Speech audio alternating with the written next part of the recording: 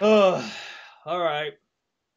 Let's get on in terms of sequels now. Up next for number two. While this was not the greatest movie of 2013, Iron Man 3 was still very entertaining and a good sequel to Iron Man 2 and the Avengers. However, my biggest complaints were not enough of Stark being in the suit, as it's the exact same problem I had with The Dark Knight Rises. I mean, it's called Iron Man 3, yet he's hardly there. The reveal of that Ben Kingsley was playing the character of the Mandarin within the movie was a gigantic slap in the face to the character and the fans. Instead, he is Trevor, a pill popping drunk actor. Downey Jr. steals the show in spades, as he so often does, and it's his acting and comedic wit that makes this good. I'm glad he's coming back for two more Avengers sequels, but there needs to be more Iron Man from him next time. Ryder. Hmm. Overall, this was a very action-packed movie. I'm not going to deny that. As far as the pros go, I mean, the acting was great. I mean, Robert Downey Jr., Gwyneth Paltrow, Rebecca Hall, Bill Sadler, Guy Pearce, they all did their job really well. Really liked all the characters. As far as the effects go, CGI was pretty much near perfect, and utterly convincing. The suit has never looked better.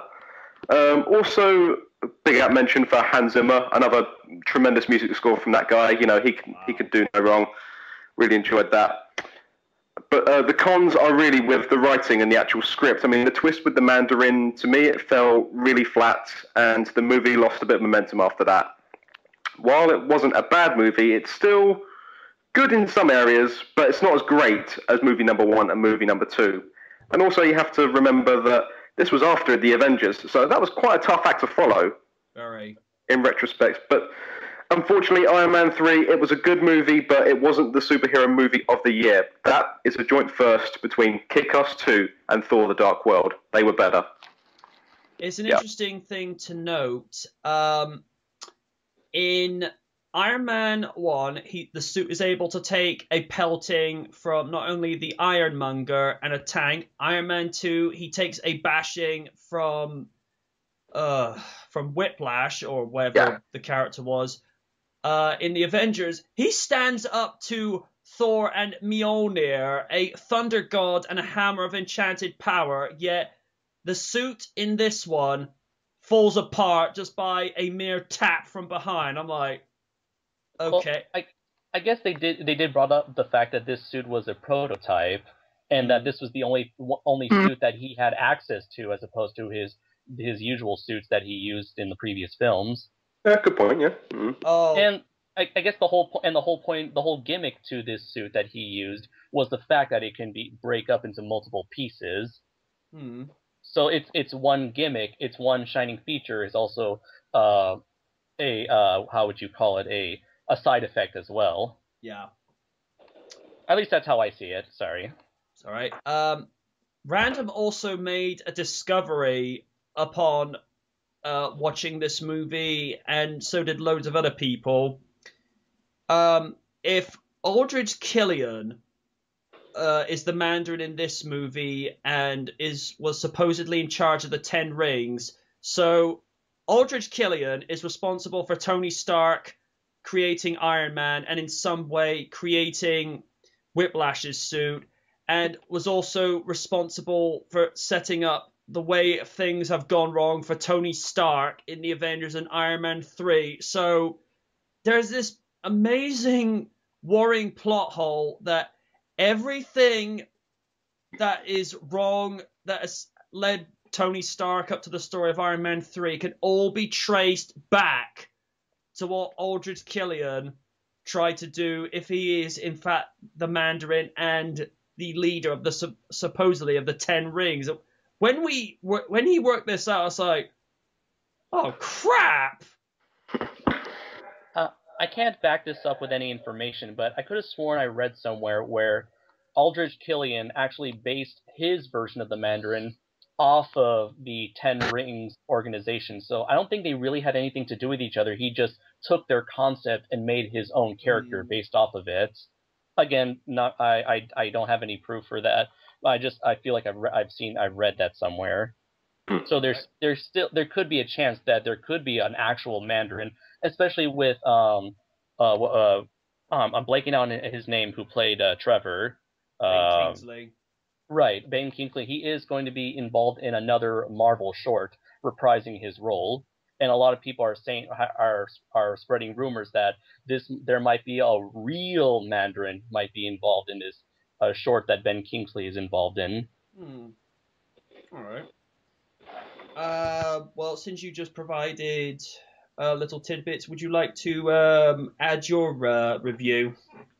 Okay.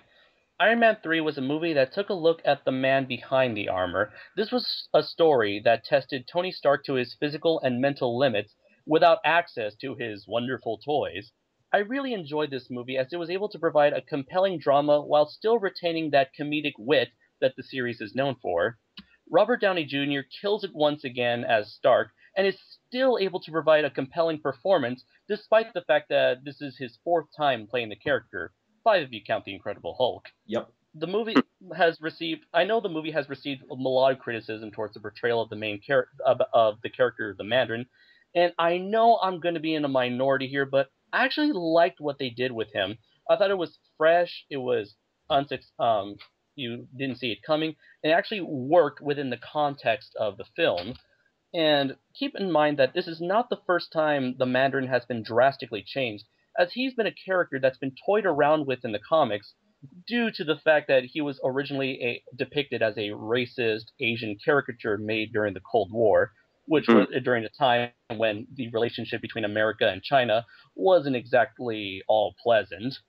Overall, I thought that this was an excellent sequel as well as a fantastic follow-up to the Avengers, and I would put this up. I would see this movie up there with the first Iron Man film. Okay. All right. Phoenix, you're up. Unfortunately, I never got to see Iron Man 3 yet, but I have seen pictures of the suit, and there was this Facebook app that does have the suit directly from Iron Man 3, and it looks fantastic, and I wish they keep it that way, because it just looks perfect. It just looks like Iron Man in the 21st century, and he looks more like a tank than ever before, and I use tank in MMO standards, because you know what that means. Tank means they take damage, absorb damage. But anyway, I haven't seen Iron Man 3 yet, but I really want to see it. And usually when I hear a lot of bad things or good things or whatever about it, I'm actually expecting to be disappointed or excited. But if I'm expecting to be disappointed, usually I end up actually enjoying it. And this is the case of Dragon Age. What's the expansion called? Awakening. Yeah, Dragon Age Awakening. I was expected to be disappointed. And I don't expect you guys to understand what I'm talking about this expansion.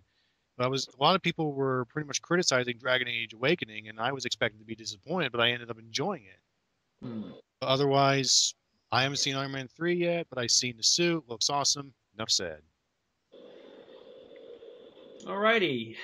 And we'll move on to subject number 3.